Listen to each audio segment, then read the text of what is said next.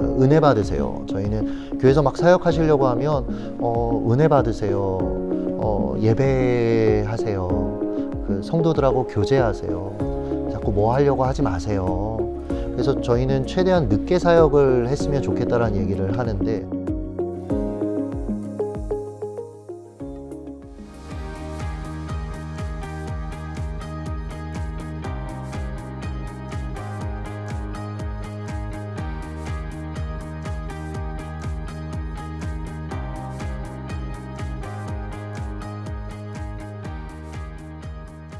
김천이라고 하는 도시가 또 혁신 도시 이렇게 되면서 좀 도시 자체가 또 바뀌는 분위기도 있지 않았습니까? 혹시 그 분위기에 도시가 바뀐 거에 따라서 목회 전략이나 개척 초기나 아니면 그 이후에 생각하시는 게 좀 다르신 게 부분들이 있을까요?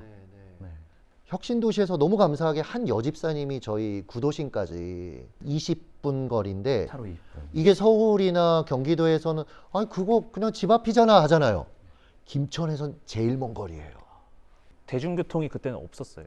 버스가 1시간에 한 대 뭐 이렇게밖에 없었던 상황이 지금도 그렇긴 하거든요. 예, 그러니까 이분은 자차가 없으신 분이셔서. 그런데 구도심에서 혁신까지 성역 공부를 하러 오신 거예요, 집사님께서.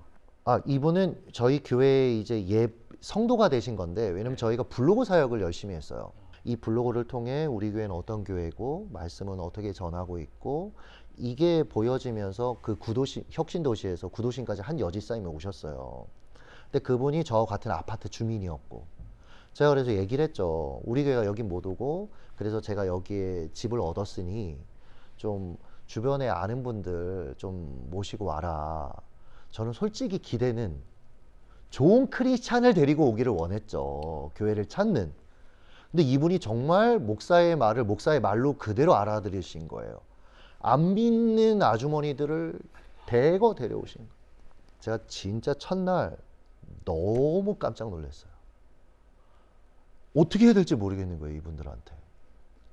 그래서 제가 할 줄 아는, 예수님은 누구시고 하나님 누구시고 이렇게 40일 동안 교육하는 양육 프로그램을 제가 만든 게 있는데, 이걸 그분들한테 모르겠다 하고 그냥 그대로 해버린 거죠. 근데 예수님은 누구신가 하고 나서 한 여성이 그날 우시는 거예요. 그래서 왜 그러시냐고 그랬더니 예수님이 날 구원하신 게 믿어진다는 거예요. 그게 너무 감격스럽다는 거예요. 근데 저는 이해가 안 돼서 진짜냐고 신앙 고백을 하겠더니 하는 거예요. 근데 그 옆에 있는 여성분이 또 막 우는 거예요. 왜 또 우냐고 그랬더니 본인이 고등학교 때까지 교회를 다녔대요, 사실은.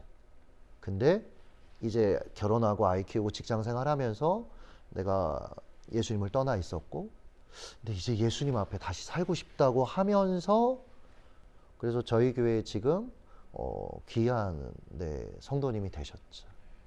혹시 그런 건 없었을까요? 그 외지에서 와서 누군가가 이제 김천 사람도 아니고 연고에 있는 사람도 아니고, 그런데 개척을 하고 나서 조금씩 성장하는 모습을 보면서 시샘도 있지만 또 거기에 대한 불신이나 말씀하셨던 있죠. 위협감을 느끼셨던 거 아닌가 싶기도 합니다. 왜냐면 캠퍼스를 기존에 하고 있었던 교회들이 있었고, 저희가 들어가면서 한 번은 그래서 좀 안 들어왔으면 좋겠다라는 얘기도 들었었어요. 근데 저도 충분히 이런 것들을 그분들하고 소통하면서 가고 싶지만, 근데 쉽지가 않은 거예요. 개척을 한 목사 입장에서는 저희가 도전자의 입장이고, 물론 이런 표현이 어폐가 있을 수도 있지만, 그렇기 때문에 저희는 조금 더 공격적으로 모든 사역들을 해야 됐고, 그리고 특별히 전도할 대상자들을 또 만나야 되고, 그러니까 이런 상황에서 계속해서 만들어내는 어떤 참신한 사역들이 사실은 그렇게 어려움이 될 수는 있었죠.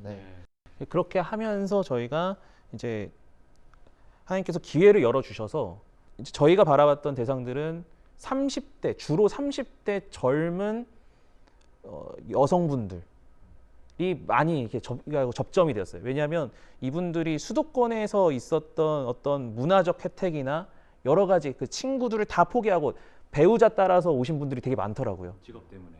예, 배우자의 직장이 이렇게 김천울이 되다 보니까 그 모든 것들을 다 포기하고 내려오시니까 그들 안에 외로움도 있고 박탈감도 있고, 그리고 내가 언젠가는 이 도시를 떠날 거야라는 마음들이 있으셨고 그리고 30대 초반이나 30대 초중반들의 가장 큰 이슈는 육아잖아요.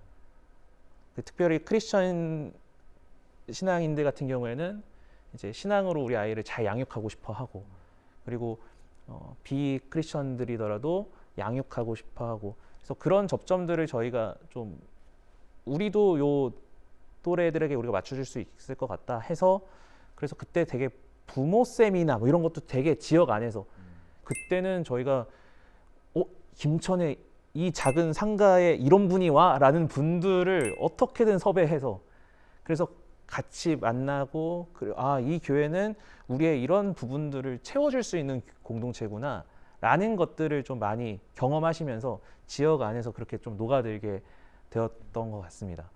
그렇게 하다가 65평 공간에 주일날 한 150명, 160명 이렇게까지 예배를 드리기 시작을 한 거예요.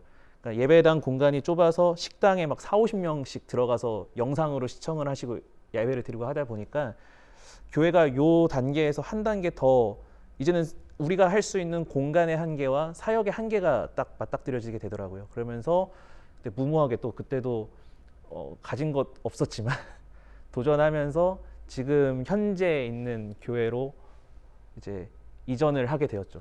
그리고 나서 한 달 뒤에 코로나가 찾아와. 코로나 시간에는 특히 개척교회들은 참 쉽지 않고, 뭐 그때는 조금 개척하고 한 7~8년이 지난 9년 정도, 10여 년 지나서 좀 어느 정도 안정기에 접어들 수도 있었겠습니다만 쉽지 않은 시간이었는데 그 시간들은 어떻게 지나셨습니까? 코로나 때 많은 교회들이 이 현상 유지에 초점을 맞췄던 것 같아요. 지금 우리가 드리고 있는 오프라인 예배가 이거를 이제 이 팬데믹 시간에서 우리는 어떻게 이걸 유지해야 될까, 여기에 포커싱이 맞춰져 있었는데 저희는 오히려 대안이 되려고 했었던, 코로나 팬데믹 시기에도 이렇게 신앙생활 할 수 있고 이렇게 섬길 수 있고 이런 것들을 제시를 많이 하게 되었던 시간으로 보내게 되었습니다. 예를 들면 어떤 게 있을까요? 저희가 그때 했던 것 중에 하나는 뭐 집집마다 찾아가면서 코로나 걸리신 분들한테 백숙해서 집에다 갖다 드리고, 집 앞에다가 그냥 그렇게 갖다 놓고 오는 경우도 많았었고, 뭐 다음 세대 같은 경우에는 줌이나 이런 거를 유튜브나 이런 걸 적극 활용해서 주중에도 줌으로 아이들 방학 때 애들 학교 안 가는 시즌에 만나가지고서는 같이 활동하고 뭐 이런 것들, 그리고 지역 안에서도 저희가 선별진료소나 아니면은 지역 상권이나 시간 되실 수 있는 분들은 오셔서 뭐 선물 드리고 손편지 드리고 이런 활동들을 하면서 교회가 이 시간에 이 시기를 대안적으로 보낼 수 있구나, 이렇게 우리가 교회 생활, 신앙 생활을 이어갈 수 있구나라는 것들을 좀 도전하는 시기였던 것 같고요. 사역이 되게 풍성했죠. 그러니까 이런 지금 설명이 사실은 한국 교회들도 그 뒤에는 했던 사역들이잖아요. 근데 그게 제일 초창기에 시작을 한 거죠. 남들이 이렇게 한다라는 걸 서로 공유하기 전에 그런 사역들을 항상 이제 외국의 사례들 찾아보고, 그리고 논문들도 찾아보고, 그러면서 같이 교육자들 계속 얘기하고, 그러면서 우리가 이 상황을 어떻게 그러면 새로운 관점으로 볼까, 그러면서 이제 새로운 시도들을 정말 많이 했죠. 재밌었죠. 네. 20년에서 23년 그 어간의 시간들이 그런 시간들로 교회가 보내셨네요. 목사님, 그럴때 김천 더세움교회가 이렇게 성장하는 과정 가운데 이제 좀 목사님들 개척교회 또 하실 분들과 또 교회, 또 아무래도 목사님들이 관심사는 또 목회의 영향이 있을 것 같습니다. 그래서 혹시 이 김천 더세움교회 개척부터 지금까지 하시면서 이 한 사람을 세우기 위한 예배는 어떻게 생각하시고 또 디자인하시고 또 그것들을 하셨는지, 중점을 둔 부분이 있는지. 처음에 개척할 때부터 저희는 온세대 예배를 세팅을 했어요. 지금은 이제 세대 통합 예배라는 개념으로 한국교회 안에도 많이 퍼져 있고, 근데 저는 그런 개념은 아니었고, 제가 부교육자 생활을 하고 개척을 하면서 지난날에 제 부교육자 생활을 좀 이렇게 돌아보니 저는 열심히 했고 잘했다고 생각했는데 결과적으로 저희 부서가 강화되면서 세대가 단절이 되는 거예요. 그러니까 제가 떠났을 때 이 아이들이 그러면 청년부로 올라가고, 그리고 장년이 되고, 이런 것들이 이어져야 되는데 오히려 방황하는 모습들을 제가 보면서 교회라는 게 세대가 이어져야 하는데 그래서 고민하다가 그럼 우리는 온 세대의 가치를 갖고 좀 가자. 그래서 무엇을 하든지. 그래서 저희가 지금 봉사 같은 것도 연탄 봉사하면 5살 아이도 와서 나르거든요. 그러니까 모든 것을 같이 하는. 그래서 서로 직분 안에서 어떤 역할을 하는 게 아니라 모든 세대가 모든 기회 안에서 서로 신청해서 같이 가는 이제 그런 가치가 있고, 저희는 예배 안에 적어도 한 15분에서 20분은 충분히 하나님 앞에서 찬양할 수 있는, 하나님을 높일 수 있는 그런 찬송가 중에도 그런 게 있지만 복음성가 중에 그런 고백들이 너무 많거든요. 그래서 충분히 찬양하고, 그리고 뜨겁게 기도할 수 있으면 좋겠다. 그냥 한 번의 예배가 집회였으면 좋겠다. 그래서 뜨겁게 기도하고, 그리고 말씀은 온 세대가 들으니 포인트를 아이들도 들을 수 있으나 이게 정말 어려워요. 모든 세대가 들을 수 있는 포인트를, 그래서 많은 고민들을 하면서 설교를 잘 세팅을 했고, 그리고 예배 순서 같은 것도 그냥 기도자도 본인이 하고 싶은 기도를 하는 게 아니라 예, 그 기도 가이드 라인, 그러니까 가이드문을 드려서 요 형식에 맞게 저희 공동체가 지향하는 기도를 같이 나눴으면 좋겠다라고 하면서 드리고요. 또 예배를 세팅하시면서 목사님 말씀하셨지만 3040도 타겟팅이지만, 그러니까 목회자 친화적인 예배가 아니라 성도님들이 친화적인 좀 친절한 예배. 그러니까 교회 안에서 쓰는 용어들이나 순서들 중에서는, 그러니까 저희가 납득이 안 되고 저희가 이해가 안 되면은 그 부분들을 어떻게 우리가 이해 소화해서 성도님들과 함께 나눌 것인가에 대한 고민들을 많이 하면서 예배 세팅을 지금까지 해 왔던 것 같아요. 선생님, 그러면 한 성도님이 만약에 이렇게 교회 새신자로 등록을 했습니다. 그러면 등록한 이후에 어떻게 양육을 통해서 성장하도록 교회가 돕고 있으신가요? 저희가 처음에는 새가족 시간에 뭐 예수님에 대해서, 복음에 대해서 처음엔 가르치다가 새가족은 몇 주 하십니까? 4주입니다. 원래는 6주도 했었고 7주도 했었고 길게도 했었는데 다 하고 보니까 저희가 말씀 40일이라는, 제가 이거는 1년에 2번 꼭 성도들하고 직접 40일 동안 말씀 가르치고 같이 뜨겁게 기도하고 소그룹을 경험하는, 그래서 이걸 한번 경험하고 나면 저희 교회를 기본적으로 이해할 수 있게, 어떤 영성도 이해할 수 있고, 새가족 교육을 너무 그렇게 예수님 누구시고 복음 누구고 이렇게 하지 말자. 오히려 이때는 우리 교회 가치를 소개하자.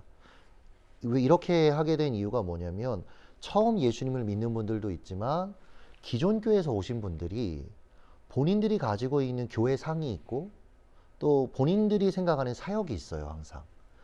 그렇다면 이분들이 같이 교회 안에 들어왔을 때 사실은 혼란을 초래하는 경우도 되게 많습니다. 특히 개척교회는 더 그런 것 같아요. 또 그분들이 한 번 오고 나면 영향이 크죠. 그쵸, 그쵸. 그래서 차라리 교회의 가치를 알려주고, 우리 교회는 어떤 교회고, 이런 것들을 이제 쭉 교육하고, 그리고 나면 이게 수료가 4주 후에 되면 저희 교육자 전체가 신방을 갑니다. 교육자 가족 전체가. 이것도 저희의 가치죠. 우리는 함께. 그래서 어린 아이들부터 시작해서 사모님들, 교육자 전체가 같이 가서 그 가족 등록 신방을 축하해줘요. 그럼 항상 하는 얘기가 뭐냐면, 이렇게 많은 분들이 올 줄 몰랐다. 내가 신앙생활을 해보지만 이런 신방은 처음 받아본다. 왜냐면 아이들부터 시작해서 모든 가족들이 다 교육자들이 와서 같이 축하를 해주니까요. 그렇게 하면서 말씀 나누고, 그리고 이제 성도들이 그게 끝나야 저희 교회 단톡방에 들어올 수 있습니다. 저희는 코로나 때 어려움이 없었던 이유도 이건데, 단톡방을 지금까지 운영하고 있어요. 개척 초창기부터 지금까지. 그래서 다른 분들이 물어본대요. 거기다 막 이상한 말도 올리고 이래서 대부분 교회들이 단톡방이 이게 안 되는데, 근데 저희는 사전에 이런 모든 것들을 통해서 다 빌드업을 해놓은 거죠. 그렇게 안 하시는 성도로서 우리 교회 안에 있을 수 있게 이제 소개를 합니다. 그럼 거기 안에서 이제 교회 여러 가지 유익들을 누리시고, 그러고 나면 이제 40일이 1년에 2번이 있어요. 그럼 내가 새가족 교육이 끝난 시점에서 기다립니다, 이것도. 그러니까 저희가 40일을 하지 않으면 교회에서 봉사 못하게 하거든요. 그러니까 은혜 받으세요. 저희는 교회에서 막 사역하시려고 하면 은혜 받으세요. 예배하세요. 그 성도들하고 교제하세요. 자꾸 뭐 하려고 하지 마세요. 그래서 저희는 최대한 늦게 사역을 했으면 좋겠다라는 얘기를 하는데 이 40일을 하면 이제 사역을 시작할 수 있고요. 그리고 이 40일 동안에 제가 하나님 누구시고 예수님 누구시고 교회 무엇이고 이런 시간을 통해서 담임 목회자의 목회적인 가치도 거기에 다 녹아갈 수밖에 없거든요. 그러면서 그리고 또 뜨겁게 기도하다 보니 이분들이 거기서 하나님을 만나고 그리고 소그룹을 굉장히 잘 훈련시킵니다. 여기 안에서 뭐 마니또도 하게 하고 북스터디도 하게 하고 식사도 하게 하고 이런 저희가 추구하는 소그룹의 가치들을 다 배운 상태에서 딱 나오면 마음이 활짝 열려 계시죠.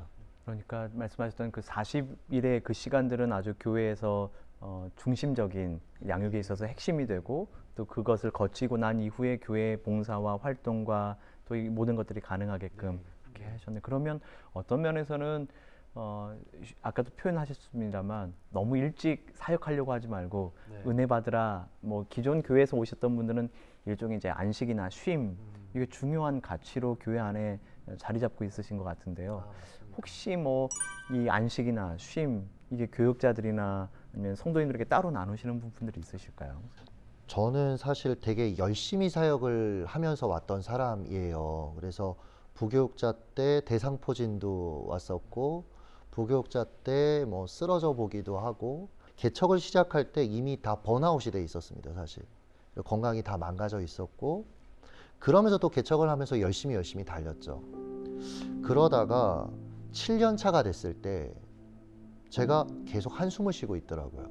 교회는 성장하고 있고 잘 가고 있다라고 주변에선 얘기하지만 저는 자꾸 은퇴를 생각하는 거예요. 근데 가만 들여다보니 저는 여전히 교회를 사랑하고 주님을 사랑하고 이 목회를 사랑하는데 할 수 있는 동력이 제 안에 이 힘이 없는 거예요. 그러면서 이제 지금 장로님으로 계신 우리 집사님이 저한테 목사님 7년 되셨으니까 안식년을 좀 보내세요. 근데 제가 안 된다고 그랬어요. 우리가 불안한 거죠. 여기서 내가 놓으면 잘 맡기지도 못하고 교회가 잘 가다가 하얀 곡선이 되면 어떻게 하고 여러 가지 마음이 있었는데 계속 얘기하셨어요. 목사님 이렇게 계속 가시면 목사님 우리가 불안해서 안 된다. 목사님 여기서 쓰러지면 그 다음은 누가 이걸 어떻게 수습을 할 거냐. 그래서 제가 처음으로 유럽을 한 달 동안 나갔어요. 그리고 이제 안식의 시간들을 조금 그 해에 더 보냈었지만 처음으로 이제 딱 전화를 못 하게 되는 거예요. 교육자들한테. 사역에 관해서도 그렇고 보고를 받을 수도 없고. 저희끼리는 그러니까 이 교회가 안식하고 쉬고 이런 개념들이 확립된 게 목사님께서 안식년을 보내시면서 이게 저희 교회는 또 터닝 포인트가 되는 시점이었거든요. 목사님이 쉬시니까 성도님들에게도 쉼이 필요하다라는 개념들을 더 목회자들이 알게 되었고, 그리고 그러면서 어떻게 하면 우리 성도님들이 은혜 안에서 잘 쉴 수 있을까에 대해서 고민을 많이 하고 격려하고 위로할 수 있을까를. 그래서 목사님의 안식년이 굉장히 터닝 포인트였고, 그리고 부교육자들도 안식년을 주셨어요. 그래서 저희 목사 안수 받는 해에 안식을 받아서 이제 한 달을 안식 이렇게 좀 교회와 떨어져 지냈었는데, 저 역시도 그 시간에 쉬면서 우리 성도님들한테 되게 쉼이 필요하구나. 그래서 제가 쉬고 나서 목사님한테 말씀을 드렸거든요. 목사님, 그때 이제 한창 소그룹이 좀 지지부진한 느낌이 있었어요. 그 목자들도 좀 어려움들을 호소하고 리더십들이. 그래서 목사님, 리더들도 쉬었으면 좋겠습니다 라고 말씀을 드려서 그 다음 연도에 아예 소그룹을 다 쉬어버렸었어요. 1년 한 해를. 속으로 안식. 네. 예. 그 리더들이 되게 좋아하시더라고요. 그러면서 저희가 신청제도 필요하다. 이게 우리가 다 가족이야 라는, 물론 너무 좋은 마음이지만 각자의 시즌이 다르다. 그리고 목자도 믿음이 없어서가 아니라 남편이나 아이들과의 함께해야 될 시즌도 필요할 수 있고, 회사에서 지금 내가 너무 팀장이 되면서 어려울 수도 있고, 그러니까 이분들도 좀 쉼도 필요하다. 그래서 이분들이 정제감을 느끼지 않고 또 내가 해야 될 시즌에 성도들을 만나서 교제할 수 있게 신청제로 전환을 하자. 그리고 제가 이제 쉬어보니까, 그러니까 목사님들이 만약에 이 방송을 보고 계시다면 저는 목사님들이 정말 잘 쉬셨으면 좋겠어요. 왜냐면 내가 안 쉬면, 그걸 한번 끊어보지 않으면, 그 맛을 모르면 이게 쉼에 대한 것들을 생각을 하기가 쉽지는 않더라고요. 안식이라고 하는 것이 어떤 양육의 한 부분일 수도 있겠습니다. 쉼을 통해서 하나님의 일하심을 경험하고 또 몸도 마음도 쉼을 통해서 돌아볼 수 있는 리플렉션을 할 수 있는 시간으로 네. 안식이 또 중요한, 또 김천 더세움 교회 안에서만 또 하나님께서 주요 사용하시는 양육의 통로가 아닌가 싶은데요. 아까 목사님 말씀 중에 이제 소그룹 얘기를 해주셨습니다. 근데 소그룹은 그러면 신청제로 처음부터 그러진 않으셨을 거 아닙니까? 어떻게 소그룹은 그러면 지난 15년간 소그룹이 이렇게 바뀌어 왔을까요? 처음에는 정말 매주 모였고, 그리고 매주 저희가 금요일에는 기도회 끝나고, 그러니까 기도회 끝나면 9시였는데 9시부터 10시 반까지 리더 모임도 하고 훈련도 시키고 했었습니다. 그런데 그때 이제 저희가 발견했던 건, 그런 여정들을 밟으면서 리더들이 죄책감을 가지시더라고요. 그러니까 어떤 성도가 소그룹에 안 왔을 때 그분의 개인의 문제인데, 어떤 면에서 보면, 근데 내가 소그룹을 잘 운영하지 못해서, 내가 관심 갖지 못해서 이런 거 아닌가? 그래서 교육자들이 이제 리더들한테 연락을 하면 첫 마디가 죄송해요라는 말씀을 하시더라고요. 소그룹이 즐거워야 되고 행복해야 되는데 리더가 죄송한 마음을 갖는 거는, 이거는 좀 잘못된 방향인 것 같다라고 하면서, 저희가 아까 말씀드렸듯이 코로나 때 이것들을 준비를 하고 있었어요. 우리도 한번 신청제를 해봐야 되는 거 아닐까? 이게 맞는 걸까? 이 모습이 과연 지금까지 왔던 게 이게 정답인가? 라는 질문들을 계속 던지셨고, 그러면서 세델백 교회라는 모델을 보니 거기서는 세 사람만 있으면 소그룹을 만들어준다, 신청을 해서 자신의 선호도나 이런 것들을, 그러면 우리도 한번 해볼 수 있지 않을까, 지금의 성도들. 그래서 저희가 연구도 하고, 아까 말씀하셨듯이 사례들도 다른 이제 한국교회 안에서 그렇게 100% 전환은 아니지만 그래도 그렇게 방향을 가고 있는 교회들도 보면서 우리만의 것으로 한번 만들어 보자 해서 작년부터 진행을 하고 있고요. 나의 나이대에 맞는 분들을 선택할 수 있게 하고, 시간대, 평일이 좋은지 주일이 좋은지, 그리고 요거까지 넣었어요. 선호하는 분들, 피하고 싶으신 분들도 열심히 씁니다. 그러면은 쓰세요. 그렇게 해서 종합해서 저희가 형성을 해드리고, 리더한테는 양육에 대한 부담감은 전혀 가지지 마라. 그거는 목회자들이 감당하겠다. 리더가 해주실 것은 이 모임이 잘 진행될 수 있도록 약속을 잡아주시고, 그리고 모임을 인도만 해주셔라. 그래서 저희가 자체적으로 작년에는 저희 목사님께서 집필하신 책을 가지고 소그룹을 진행했었고, 올해 같은 경우에는 목사님 매일 나눠주셨던 묵상 중에서 좋은 것들, 저희가 교회의 방향에 맞는 것들을 소그룹지화 시켜서, 모임지화 시켜서 그렇게 제공을 해드리고 있고요. 처음에 저희가 이걸 할 때는 50%만 신청을 해도 대성공이겠다, 과연 40%도 할까, 이런 생각을 했었는데 막상 열어보니 66%, 거의 한 70% 육박하게 신청을 하시더라고요. 네. 개인의 선택도 존중하고, 또 그렇지만 또 그 선택이 또 방임이 되지 않도록 그렇게 잘 목회팀에서 그렇게 어레인지를 해주고 계시네요. 이제 마지막 질문인데요, 목사님. 이제 개척을 앞두고 계신 목사님들, 또 아니면 이제 목사님이 지나오셨겠습니다만 개척을 하고 나서 참 계속해야 되나, 여기까지 아닌가, 다시 되돌아가야 되나 고민하시는 목사님들이 아마 많이 있을 것 같습니다. 왜냐하면 목회 현장이 말씀하셨던 것처럼 녹록지 않으니까요. 그런 목회자분들께 혹시 먼저 걸으셨던 걸음을 돌아보면서 해주고 싶으신, 남기고 싶으신 말씀이 있으실까요? 맨 땅에 개척을 하는 건 정말 외롭고 힘들더라고요. 그래서 제가 목사님들께 꼭 드리고 싶은 말씀은, 그때마다 나와 함께 놀아줄 수 있고 나와 함께 고민해 줄 수 있는 좋은 분들을 주변에 좀 두셨으면 좋겠어요. 나는 그런 인맥이 없는데요. 근데 사실 여러 가지 상황 속에서 만들어 갈 수가 있더라고요. 그리고 개척한 목사님 하면 이렇게 짠하게도 여겨주시고 예뻐해 주셔서 먼저 하신 선배들이 막 관심을 가지세요. 저분은 초대형교회 목사님인데 근데 오히려 그분들이 더 애착을 갖고 이렇게 챙겨주실 때도 있더라고요. 그래서 저는 좀 좋은 지원군들을 좀 많이 두셔라 라는 말씀을 드리고 싶고, 잘 노셨으면 좋겠다, 잘 쉬셨으면 좋겠다. 이제 개척을 하고 할 때 포기하고 싶을 때가 오거든요. 왜 포기하고 싶냐면 과연 될까 이 생각이 되게 많아요. 그러니까 과연 이게 될까? 사람들은 어떻게 생각할까? 자꾸 이제 그런 시선들이 저에겐 있었어서 그때마다 기도하면서 또 도전하는 거야. 안 돼? 그래. 그러게 안 될 수도 있지. 그럼 또 하나님 앞에서 기도하면서 또 다른 걸 해보는 거야. 이렇게 계속해서 좀 포기하지 마시고 좀 가셨으면 좋겠다. 적의 여정에서 힘겨워하고 계신 분, 또 멘토가 없고 또 함께 나눌 분이 없으신 분들은 정통용 목사님을, 또 이병준 목사님을 찾아주시면 네, 감사하겠습니다. 지금까지 14년 동안 하나님께서 이렇게 희망의 이야기들을 교회를 통해 써주셨는데, 또 건축하시고 또 그 이후의 시간도 어떻게 하실지 매우 기대가 됩니다. 목사님 두 분 오늘 와주셔서 너무너무 감사드립니다. 사김과 섬김 그리고 CTS 미래교회연구소가 함께하는 교회를 위한 희망 프로젝트 Hope for the Church 첫 번째 시간은 우리 김천 더세움교회 정통용 목사님과 이병준 목사님을 함께 모시고 하나님께서 일하시는 이야기들을 들었습니다.